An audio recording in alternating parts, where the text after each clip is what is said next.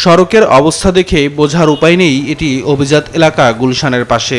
লেকের পূর্ব পাশের এই সড়কটি দীর্ঘদিন সংস্কার না করায় তৈরি হয়েছে খানাখন্দ। এতে অনেকটাই চলাচল অযোগ্য হয়ে পড়েছে।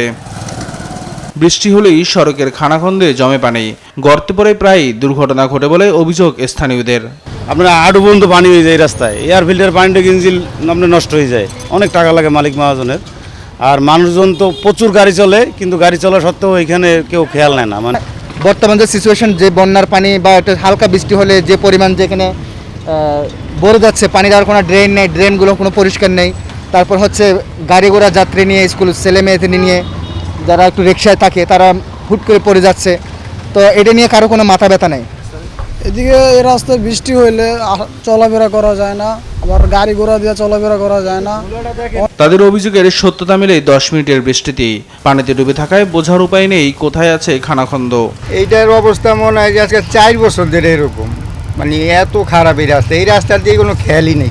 অনেক সমস্যা, গাড়ি বিশেষ করে বাইক চালাতে রাস্তাতে খানাখন্দরগুলো আছে, এগুলোতে খুব সমস্যা করে, প্রবলেম করে। পানি নিষ্কাশনের কোনো ভালো ব্যবস্থা নাই, প্লাস রাস্তাটা মনে করেন যে বাঙ্গার উপরেই আছে, ভাঙতে ভাঙতে ভাঙতে ভাঙতে আজকে এই পর্যন্ত এখনো বাঙ্গার উপরে আছে। প্রতিদিন আপনার একটা না একটা অ্যাক্সিডেন্ট হচ্ছে এই রাস্তায়। রাস্তার কথা কি বলবো, আর 4 বছর ধরে চলাচল করে এই রাস্তার কোনো পরিবর্তন, দিন দিন অবনতি, কোনো পদক্ষেপ নেই এই রাস্তায়। গাড়ি নিয়ে চলাচল করার সমস্যা, লোকজন হাঁটাহাঁটির সমস্যা, প্রচুর সমস্যা। এ ব্যাপারে কাউন্সিলরের সাথে যোগাযোগ করেও তাকে পাওয়া যায়নি।